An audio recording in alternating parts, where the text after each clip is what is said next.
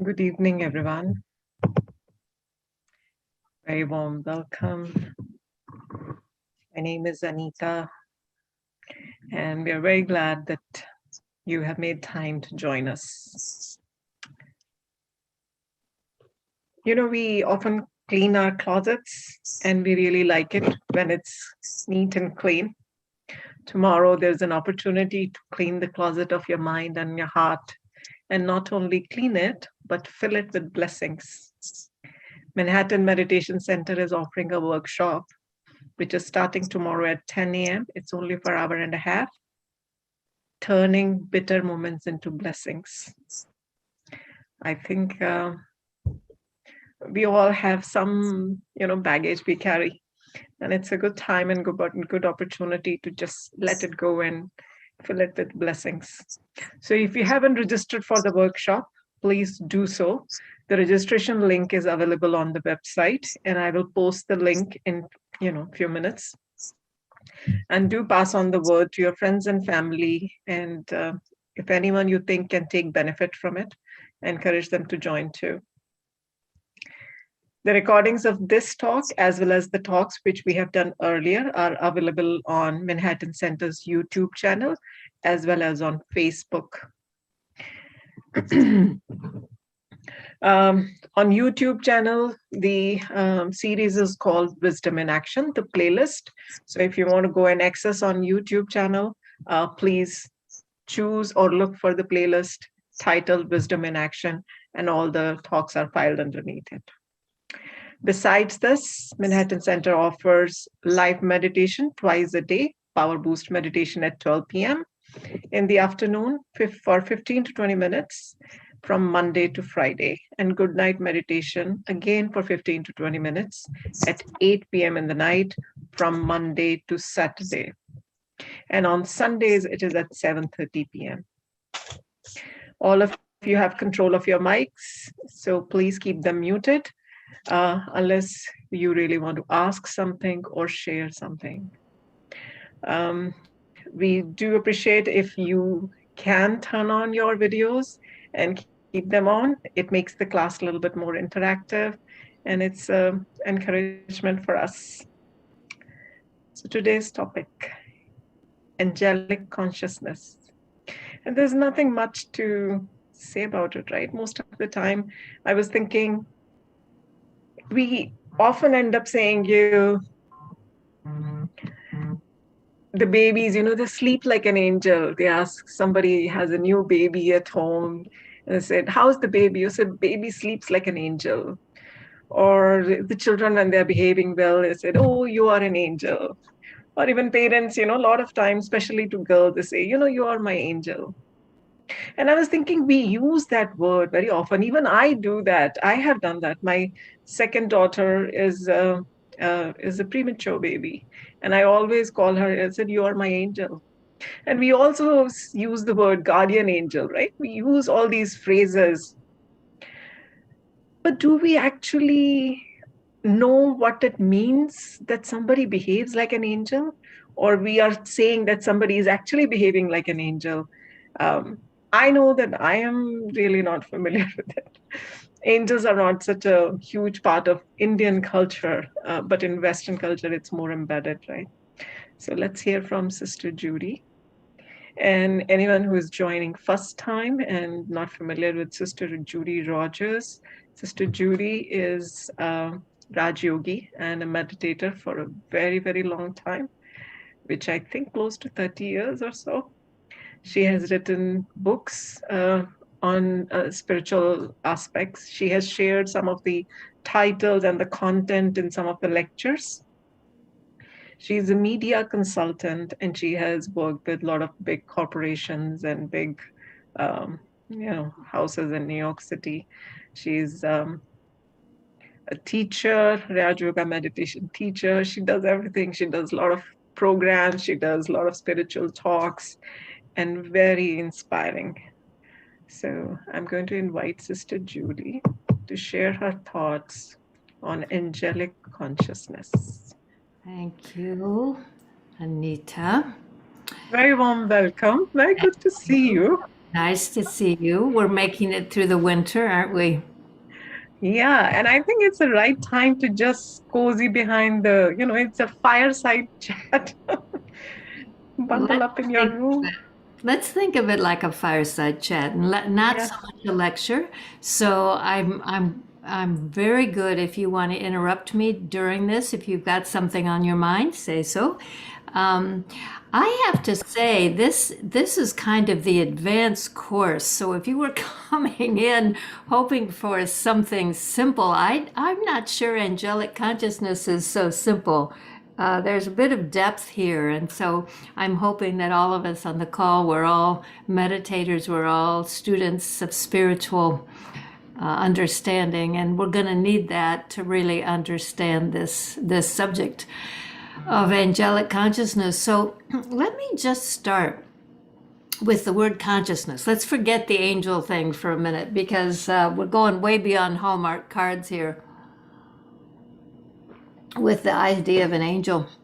So let's talk first about what does it mean to Kalpana wants to know, what are you asking here? You're new to meditation. Do you think I'll be able to understand? Yeah, I'm going to go slow, Kalpana. I think you'll be good. And if you're not, you just ask questions, all right? Sister Judy, I forgot to mention to you as well as to the participants, we have translation in Spanish available. So if Okay. anyone would like to hear the lecture in Spanish, please choose the language, and that will also require that you and I both go slow. I went fast. I'm so sorry for that. Okay. I'll go slow with this. So let's talk first about what is consciousness, because we're talking about angelic consciousness. So, what does that mean? Consciousness. So, consciousness is the inner awareness that we're holding, and it has two aspects. One is our intention, and one is our feelings. So, our intention and our feelings. So, for example, what is the consciousness of a soldier or a policeman? So let's forget angels for a minute. What is policeman consciousness? Well, you'd say the intention would be to protect. I think on the side of some police cars it even says to serve and protect. And with feelings, it might be alertness, it might be courage, bravery. So that would be policeman consciousness. And those of you who are policemen or close to them would know better than I, but I just trying to play here with this notion of consciousness. So what's the consciousness of being a student? What is student consciousness? So if you are taking classes, you're in school, you have student consciousness. So the intention of a student is to learn and to grow. And the feelings might be openness or curiosity, determination, right? So, what we're talking about is sort of an inner approach, an inner stance, an inner orientation to your life based on this consciousness. Now, when she opened the program, Anita talked about being a mother, and she's talked about that before. So, what's the consciousness of a mother? So, the mother, what's the intention? The intention is to love, to care for, to look after these little ones, and even big ones, right? Because you're a mother for the rest of your life. And what are the feelings? So there might be love, there might be tenderness, there might be attentiveness, there might be pride, belonging, right? All of that would go into mother consciousness. So no matter what, we could go through dozens of different uh, identities. Think of it as an identity of yours. You have multiple identities. And so when you're in the consciousness of that identity, that capacity in yourself, you have a certain intention and you have certain feelings. So, what's the consciousness of an angel? If we were in a room together, I would ask you if any of you have ever felt you have seen an angel or experienced an angel. I know people who feel they have, who feel that in some, often in a critical moment, they were sick or they were, something big was going on. And so they felt that they experienced this consciousness.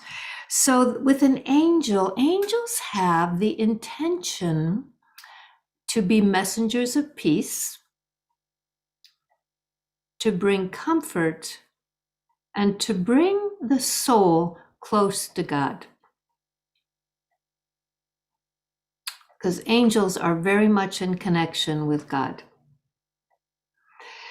And so what are the feelings of angels? So angels are benevolent. They have very loving, benevolent feelings. They're cooperative. They are courageous.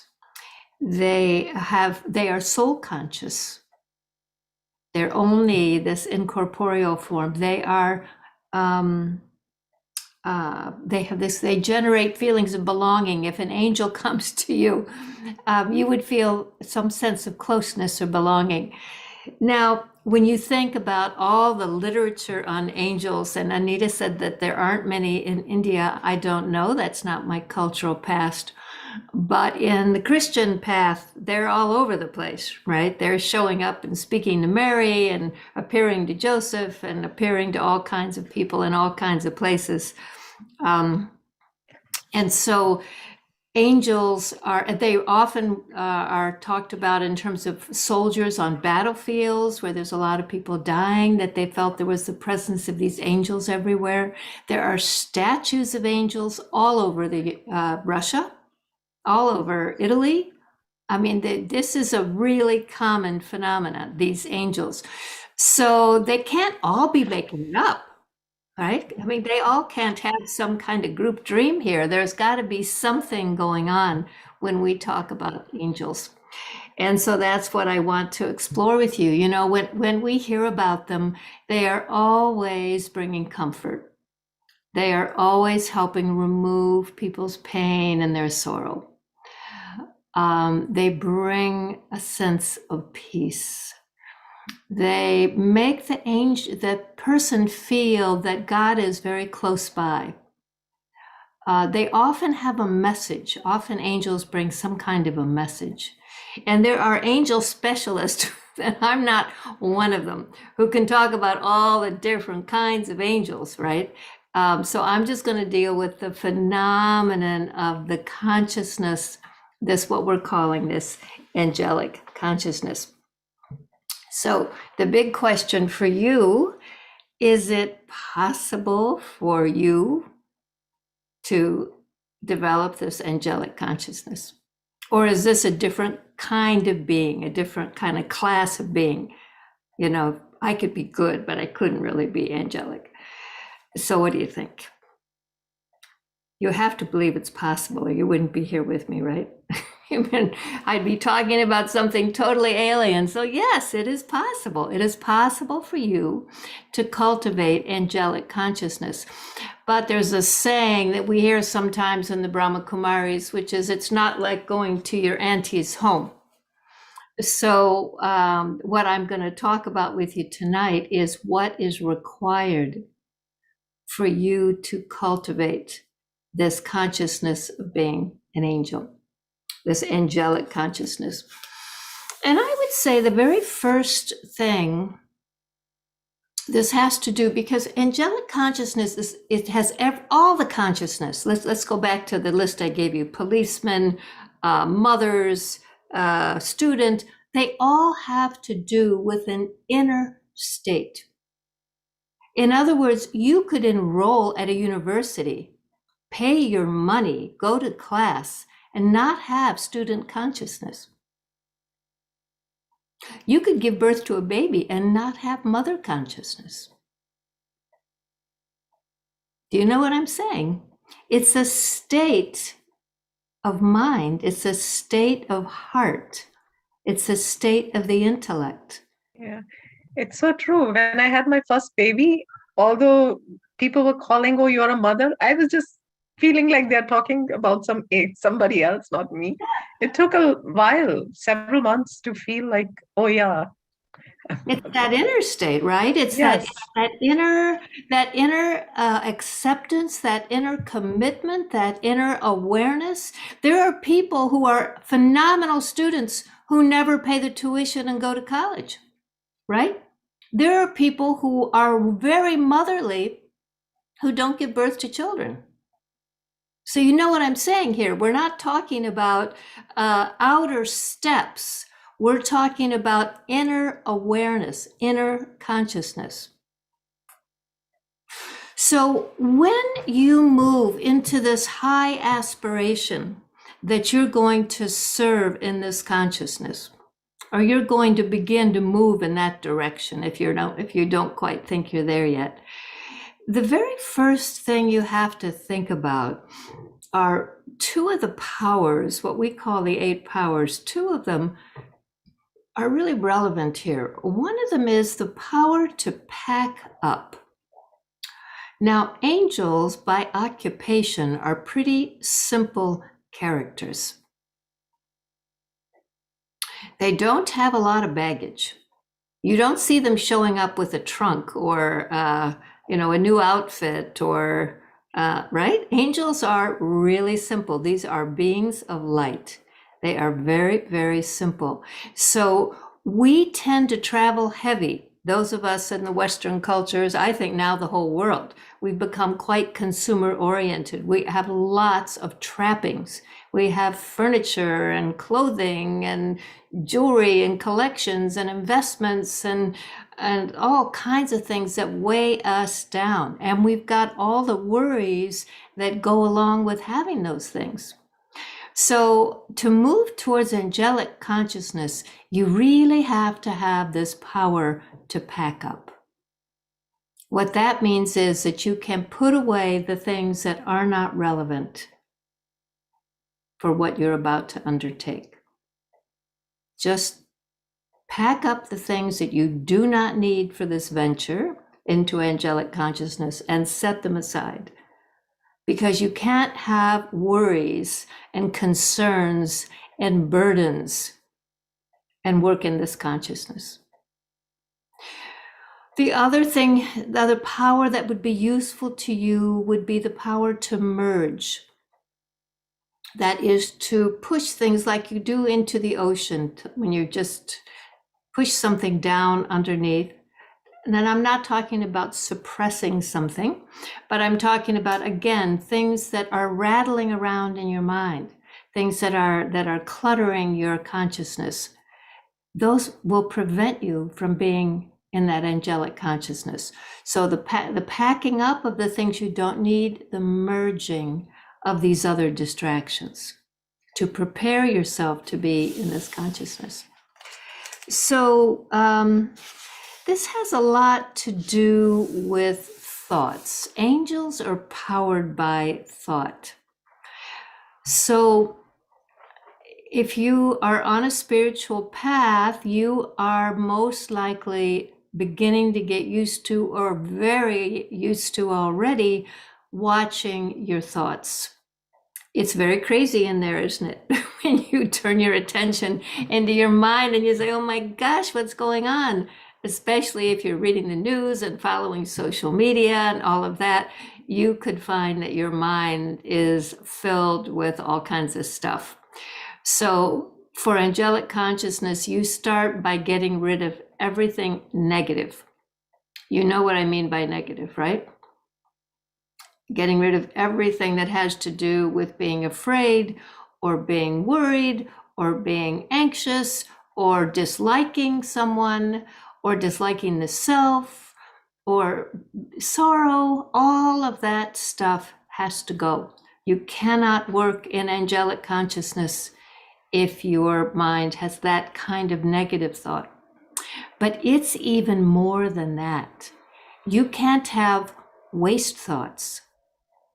I wonder what my neighbor's doing. I wonder where we're going to go on, on holiday. I wonder what the landlord's going to say about what I just did downstairs, etc., etc. All that stuff that rolls through the mind can't be there.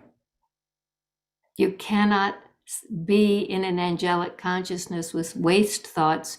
You can't even be in angelic consciousness with ordinary thoughts if you have too many of them. So not even ordinary thoughts and not even extra thoughts. The consciousness of an angel is really this consciousness of bhavana. You have very essential thoughts and very simple, essential feelings. So you have good wishes and you have pure feelings for everything and everyone. In fact, I'm going to read you a little blessing because this captures it pretty well. This is actually from a class we had today, and I think it really gets at the heart of it. It says, may you be full of good wishes and experience the angelic stage by finishing all opposing feelings. Now, what's an opposing feeling? An opposing feeling is when something comes up inside of you. I don't like what this one just said. I don't like what food I was just served. I don't like the proposal about what to do today. I don't like what's on my calendar. All of that brings you down. You have to realize angels are light. They're in a costume of light. They are light. They can fly. That's why they're always presented as flying. They fly with a thought. So heaviness, thoughts that make you heavy, feelings that make you heavy, you can't fly. So let me read you this again. So may you be full of good wishes and experience the angelic stage by finishing all opposing feelings. The basis of the flying stage, all right, so we're talking about angels, the basis of the flying stage is feelings and intentions, which we just talked about. Having benevolent feelings for everyone, feelings of being loving and cooperative, feelings of increasing courage and enthusiasm, feelings of soul consciousness, feelings of blessings. These are all good wishes. Those who have such feelings can stabilize in the angelic stage.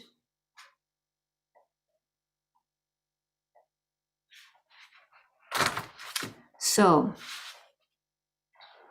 we're still preparing, right? So, in other words, this is why, if you're on a path of meditation, then the things that we're talking about make total sense to you, right? Because when we become Raj Yoga meditators, we're all about elevated inner states, serving from elevated inner states. The angelic consciousness is the most elevated inner state. So if you're going to be able to keep your inner world that way, you have to be able to stop anything that is not a good wish or a pure feeling. So if something comes up, a negative feeling, you have to be able to stop it right then, put a stop to it, and move it out of your mind. So this requires some finesse. You have to be able to forget your body. Now that's not so easy, right? They hurt all the time. We're always dealing with them. Are they digesting right? Are they warm enough? But actually, in your angelic consciousness, you're really not aware of your body.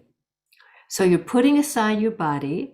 You're merging or packing up extra things that you don't need, and you're clearing all the thoughts out of your consciousness that are negative or wasteful.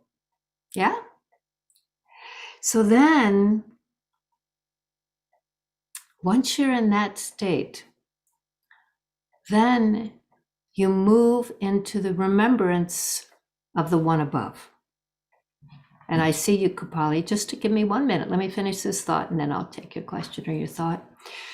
So when you're in this state where you've got that extra stuff out of the way, now you, the soul, turns your attention to the one, to God, because it's God's light that makes angels able to do what they do, able to serve, able to bring comfort, able to bring peace. So it's that remembrance, that embodiment of remembrance, that state of remembrance that gives the angel its lightness. So yes, Kripali, did you want to say something? Yes. So I'm just relating whatever you said until now. So I'm a mother of 2 kids, right? So as you said, my consciousness should be like loving, caring. So I have a question regarding, I'll give you one example that my boy, the big boy, he wanted to play outside. It is cold. He wanted to play basketball. He played. I allowed him to play 5-10 minutes and then he didn't come back. So my consciousness is that, I take care of him, that I feel like he should not feel sick. So he should not play in such a cold weather, right? So as you said, I have to put those negative thoughts like sickness.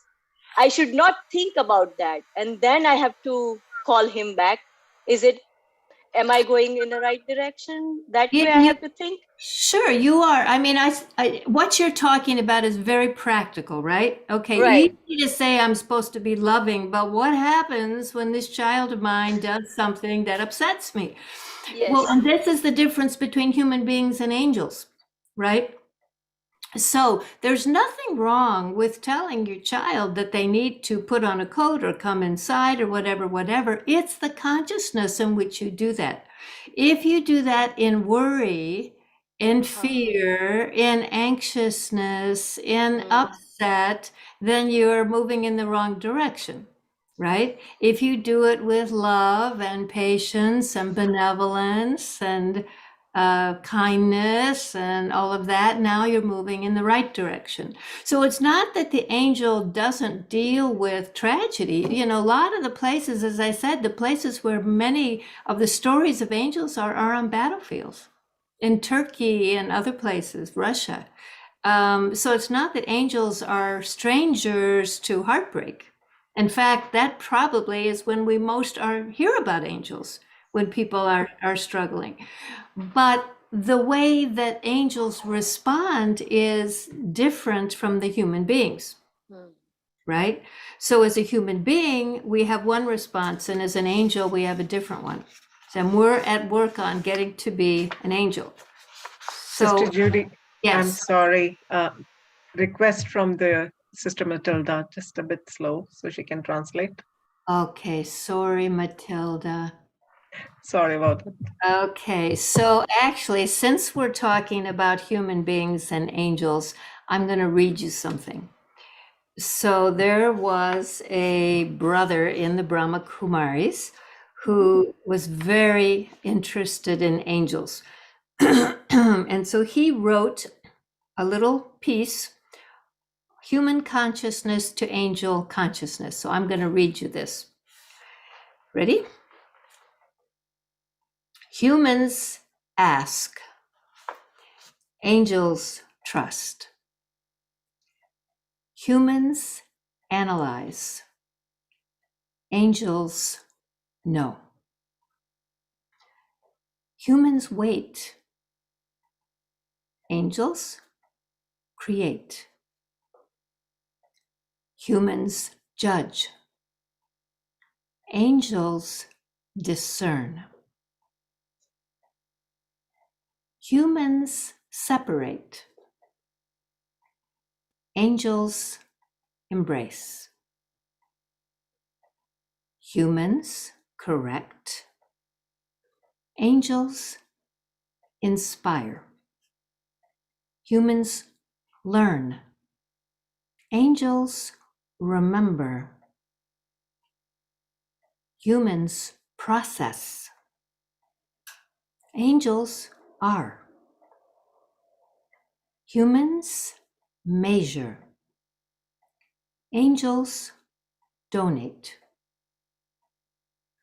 Humans justify, angels reconcile. Humans defend, angels accept. Humans diagnose, angels heal. Humans criticize, angels empathize. Humans love, angels cherish. Humans hear, angels listen. Humans speak, angels don't. So it's not that angels don't have to face difficult things, but it's the consciousness in which they face things. So they're always in a state of benevolence. They are always in a state of empathy. They're always in a state of love. So, what does it feel like to be an angel? Now, I'm not telling you this from personal experience because I'm not going to claim to you that I am living my life as an angel, but I'm going to claim that I am a student of that. And so here's what I'm coming to understand.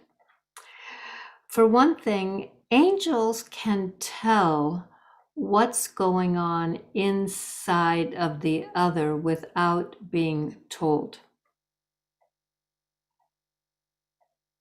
They're so subtle and so clear, so uncluttered and clear, that they can sense exactly what the experience of the other one is, which is why they're able to donate in the way they do. Angels have a sense of what we call the three aspects of time. So they may know what's going on in the moment for the one that they are ministering to, the one they're appearing to, but they also know what happened in the past that caused that one to be where they are now. And they understand what is going to happen in the future for that one. So they are in the present, but with the awareness of how this moment came to be and what will happen next. When you are an angel, the only thoughts that come to you are completely accurate. There's no sitting around, well, I could do it this way, or I could do it that way, or, no T-charts, no pros and cons. No. Angels have this, because they're so connected to God, they're so clear, and they're so connected to God that they have this knowing and the absolute accurate thought, impulse, touching, knowing comes to them. And the other one that they're engaged with also picks up their signal. Angels communicate through signals. They don't talk. So they'll send a thought. There'll be some kind of a signal that they give to the other one. And the person who's experiencing the angel knows what they're being told to do. Okay, Rebecca, yes. Rebecca, do you want to unmute? Yeah. I was thinking intuitiveness, a strong intuitiveness. Right, that's right. Intuitiveness is a good way to talk about it. And for an intuitive mind to work, it has to be a clear mind, right? A cluttered mind doesn't get clear touchings or clear intuitions. If your mind is filled with all kinds of stuff, negative feelings, negative thoughts, a whole list of things, your worry about what has to happen, your anxiety, your train schedule, your work schedule, your intuition will not be clear. So that's why when I started out talking about angels, this power to pack up, the power to merge, the capacity to bring a full stop. That's why I said this is not the beginner course here. We're talking about we're talking about a good aim on your spiritual path, because you have to have the refined ability to work with your thoughts and your feelings. Who is the master, the soul or the mind? Sometimes we feel like the mind is the master, right? Racing along, filling our vision with all kinds of things. But no, what you learn in meditation, the soul is the master. You, the soul, are the master of your mind. You are the master of what thoughts you allow in your mind. We are so unused to this that we actually have gotten to think that, well, the mind just kind of does what it does. Sometimes it torments me with memories. Sometimes it, teases me. Sometimes it does this or that, and I just have to go along. No, no, that is not a free soul. Right. We're talking about an aspect, we're talking about a step beyond freedom, actually. So there is freedom that comes when you can master your own mind, when you can only have thoughts that are beneficial. When you only can have pure feelings for someone, no matter what they do or what they did. That kind of mastery brings us to freedom. But beyond freedom is angelic consciousness. Because here, angels are completely unrestricted by time or distance. An angel appears when the need is there, instant. It's instant. They aren't bounded by things that bind human beings because they are beyond freedom. They're in a realm of light. They are so close to God that they move as servants, instruments of God on behalf of human beings. I mean, it's really a very lovely, it's a very lovely thing to begin to get in your consciousness, right? That in your angelic consciousness, let's say that you become very serious about your spiritual life and you really do cultivate, you develop this quality of mind, you develop this clean, pure heart, the intellect is clear, and you find yourself then with this inner state of complete lightness and this mastery inside. What you experience is that you then can do everything through this elevated consciousness, through these thoughts. You can signal what you need to have done. You can signal what needs to happen. And it happens. Because it's sort of clumsy, actually, when you have to put it into words and explain it to someone and try to get them to see your point of view, right? That's quite slow. If angels worked that way, nothing much would move. There'd just be angelic debates.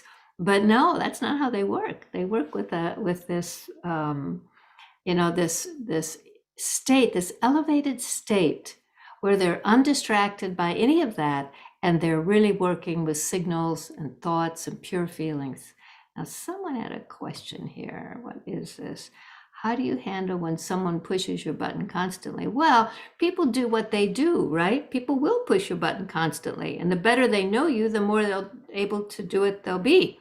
People closest to you know exactly how to upset you. It's not about them. We cannot change anyone, right? You know that. We can't change anyone. The only change we can make is to our consciousness. We can change our inner state. Let me slow down for the translator. We can change the thoughts we're having. We can change the feelings in our heart. We can change the way we respond. Darshana says, but how do you respond to it? Well, you respond to it by first so if someone has said something that really upsets you, the first thing you want to do is you want to become quiet. Don't say anything. Put a pause. If you know how to go into soul consciousness, which is the essence of Raja Yoga, you do that. You go into soul consciousness. Okay. I am light, right? Yes. And then from that place, then you connect to God. Now you're really working with an elevated consciousness. And then if you can manage it, all you want for the other one is just blessings and good wishes. Just may things go well for you.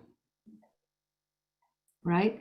Because if we go through our lives being triggered by everything around us, being upset by everyone who talks to us or half the people who talk to us, we can't serve in the ways we're talking about. We can't even be good parents, let alone angels. Sumita, what are you thinking? Sumita, you got your hand up? Yeah. Yeah, hi. I wanted to share one experience that I had. I was returning from Florida, and there was literally a kind of a storm started, and I was in a cab on the way to airport. I still remember it was heavily raining, like pouring.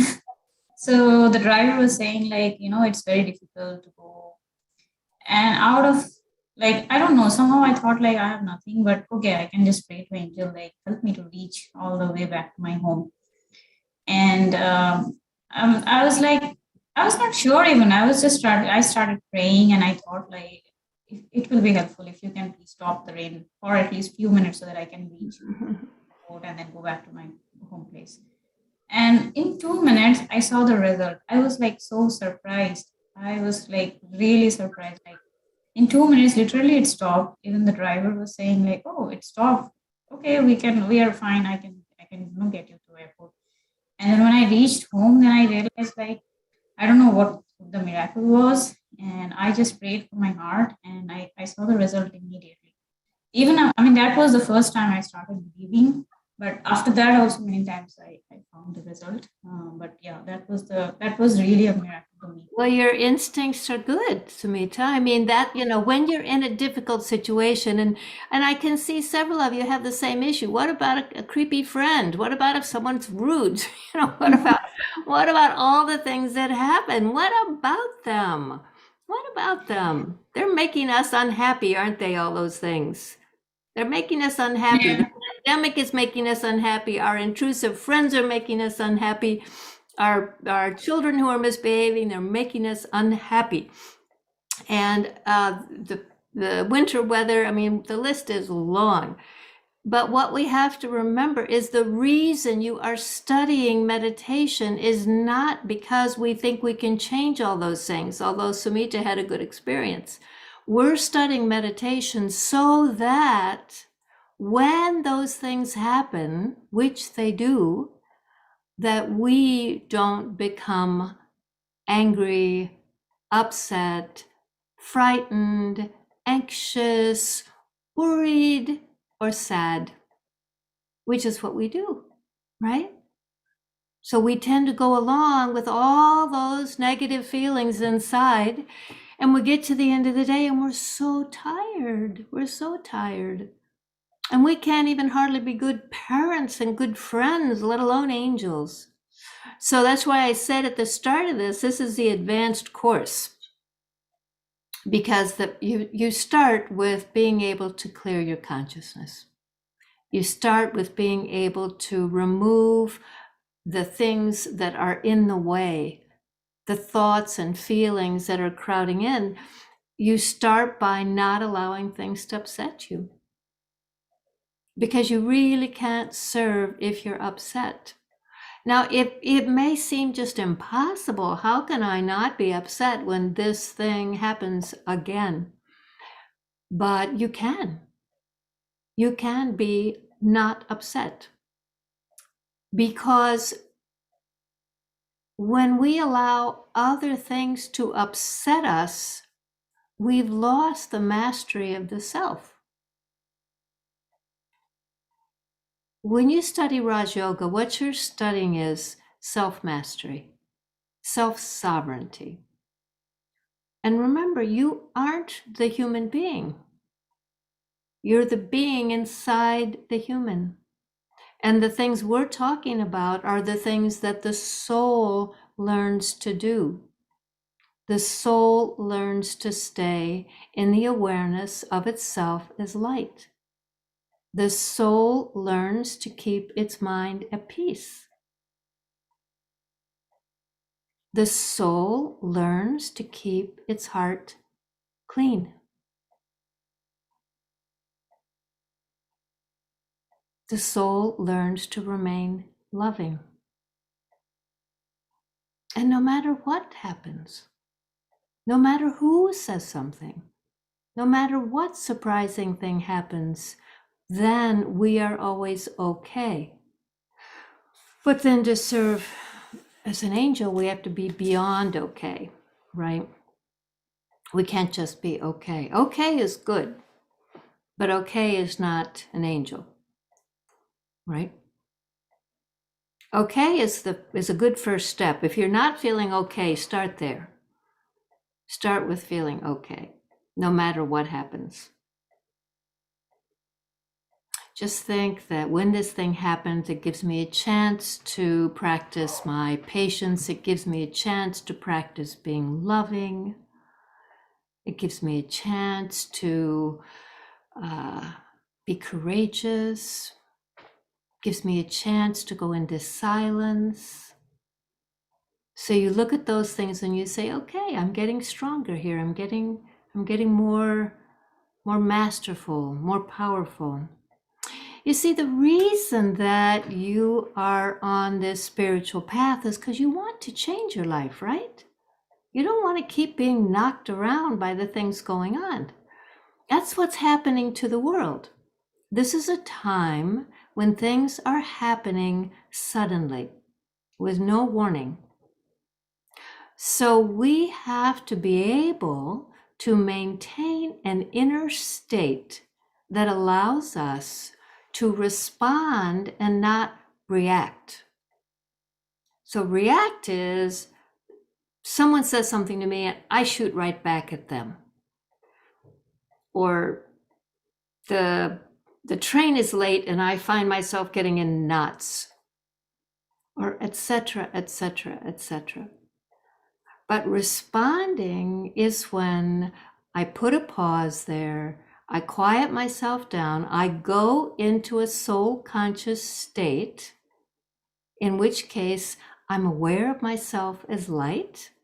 I'm aware of myself as being beyond this particular life. I'm in this play.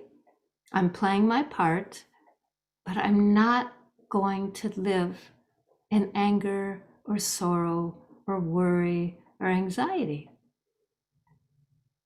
So I keep myself in this state of elevated consciousness where I just have good wishes and pure feelings for everyone, no matter what, whether they deserve it or not. We kind of have this orientation, well, I'm going to love the people who deserve to be loved, but those other folks, I'm not going to love them. No, that's not the way it works. Those other folks need your love, right? The lovable ones, they don't need your love so much. Those other folks, they need your love. The one that just screamed at you, put on your mask, they need your love. The one that just pushed you off the sidewalk, they need your love. Right? This is what the world really, really needs right now. This is your service. Can you be loving whether or not the people around you are behaving well? Can you be peaceful when everyone around you is worked up? Can you be kind when the people around you are being so rude? Right? That's what you're learning to do. And when you do that, when you're able to locate that more elevated state inside and hold that thought of mercy or kindness or compassion, even if you don't open your mouth, the vibration of that kindness or that compassion does service. The look in your eye does service.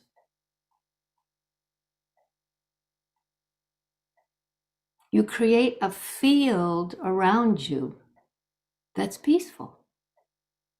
And other people are consoled by that. They are comforted by that. That's service. Now, if you also do something else, if you say something else or give them a gift or something else, that's all good. But actually, the service is in your consciousness. Yeah, Christina. I was mute. So good evening. Thank you so much for being an angel, because this is definitely for me tonight. I happened that I was in the state of what is the difference between people that meditate and don't meditate, right? And it's a contradiction. I was not meditate so much, but I act kind until I moved to South Beach, and then I lost it because I don't like to judge. I'm just telling you a fact that I think a lot of people they've been here understand that there is a lot of rudeness around. And there is something drive me crazy when there is this macho man that they just want to control just because you're a woman, and they've been really abusive. And I was shut up. I was breathing deeply and count until 20, go behind whatever you just say, whatever you want to call in Raja Yoga. But I realized certain individual, they were just exchanging my kindness for stupidity. That's when I needed to create an healthy boundaries, which unfortunately means I had to cut completely off with certain people, because if I allow people doing the things all over again, like Einstein say, it's insanity. Definition of insanity is when you do the same things all over again and expect change, right? Let's talk about the boundaries thing, because there's nothing in this elevated consciousness that says that you can't have good boundaries. Okay. Right? There's nothing, if someone with elevated consciousness is not a doormat. All right. right? What we're talking about is the inner state that you stay in. So this macho person can do what they do, but your ambition, your aim is to keep yourself in a state of confidence, in a state of calm, in a state of maybe wisdom, right? So, in other words, when we're in this inner state that we are trying to maintain, it's not so much whether we create a boundary or don't create a boundary or whatever. It's what is my inner state? Because whatever action I take from that inner state will either serve the situation or it won't. But it takes practice, right? Because I don't think it comes overnight. Well, that's why I'm saying that this is very connected with your meditation practice. Because in your meditation practice, there's many things. I mean, we could spend weeks talking about what do we do once we sit to meditate, what goes on inside. But one of the key things is you are centering yourself in the consciousness that you are a being of light. You are a soul. You are eternal. You are on a life journey. You're a spiritual being in a physical life. And when you reset in that consciousness, then you can access the kinds of things I'm talking about, right? Those states of mind. Gita, we have a very short time. I can take a quick question, but then we're going to run over. Thank you. I think I gotta work on my ego also. Thank you. Okay. All right. Yes, Gita. Sure, thank you. And I will continue with the question which she put up. So I'm putting up this question from my life example. There are certain people, certain set of people I know, those who come in my life when they need something. And I know when they are coming in my life, they will cause the harm to me. So what I generally do, I maintain the distance with them. And if they need anything from them, I just tell them to send a message to me. And I prefer not to choose to talk to them, because I know if I will talk to them, they will definitely cause the harm to me, because I have saw the patterns in the past and I learned, and I prefer to maintain the distance. So is that also wrong? No, it's not so I'm much. like positive, even though I am positive, I'm like, I do meditate daily, and I listen to BK Shivani, and she, in one of the video recording, she did mention when to select the people and when to cut off. And she did mention, if you know, when people are coming in your life to cause a harm, it's better to maintain the sanity and peaceful of your mind rather than welcoming such people. Okay, Gita, so we don't have much time. So let me I'm going to say something I've already said, which is it's not so much about what you do. In other words, if you decide you're not going to take phone calls from this person anymore, that's fine. It's about the inner state that you are in when you're going through this experience, whether you talk to them or not. If your inner state is agitated, if your inner state is worried, upset, angry, sad, then you're not going to be able to act from the elevated consciousness that will allow you to serve other people and to serve yourself. So you do what you need to do. Of course, you don't talk to people who are going to harm you, but are you also in a state of dislike or anger or worry? We're talking about that. When we talk about consciousness, we're talking about the state of the soul, the inner state of the soul. Is Okay, the soul in equilibrium? All right. Yeah, thank you. All right. Okay. All right. We could go on for a long time, but we are really pushing up against the edge of our time. It's not that I wouldn't be happy to talk with you further. I would be, but I think we need to stay close to our time. So why don't we just close with a simple meditation? Nothing complicated, because we don't have time for anything complicated. But let's just meditate for a few minutes together. Are you okay with that? Sounds like we need another session that's going to talk more about these things you're dealing with. Because I don't want you to be in distress.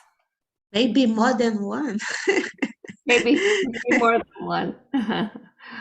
Okay, everyone. So I want you to sit such that your feet are on the floor or they're underneath you. Your head is over your neck.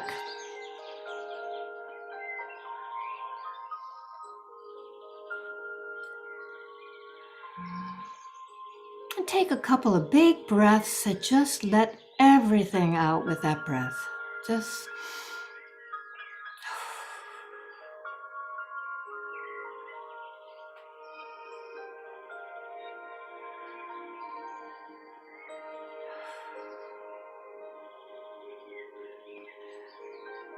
and now, remember who you are. You are a soul. You're a beautiful spark of light, living in a physical body. And it's not an easy world out there.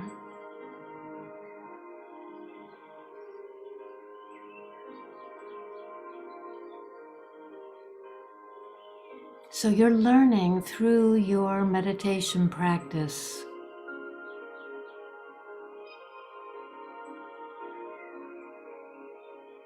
how to remove yourself from the pressures of that world.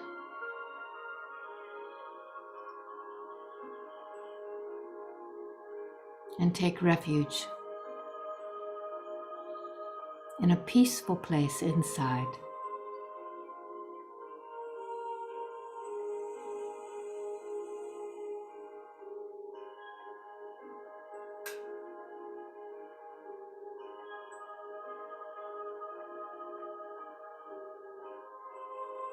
Allow all the anguish and frustration and disappointment and all those feelings that are filling your heart and all the replaying scenes from your day, allow them to fly out the windows of the soul. Let go of the things that are negative or hurting you.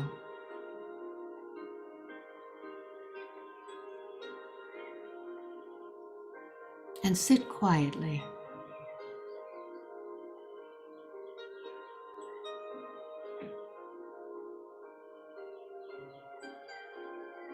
Make your mind peaceful. Nothing in your mind but peace.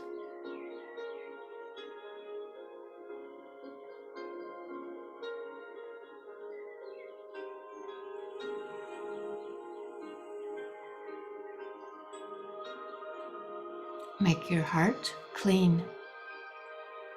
No sorrow, no anger, no frustration in your heart.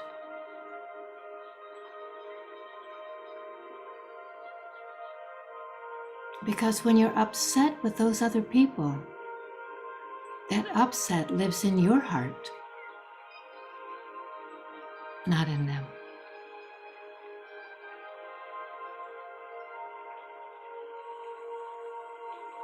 So with your mind at peace and your heart completely clean, allow your awareness to fly to the one above. This is your source of comfort. This is your oldest relationship. This is your spiritual parent. in the place the soul used to call home.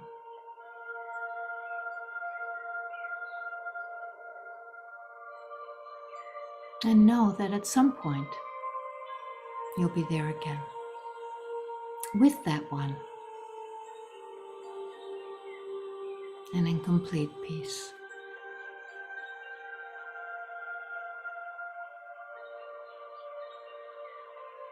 But in the meantime, make a promise. Promise yourself that you will look after your mind and your heart,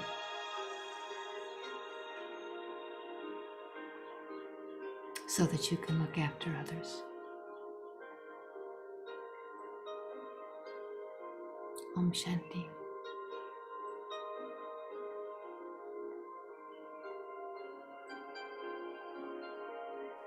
Thank you, Sister Judy. Om Shanti. Thank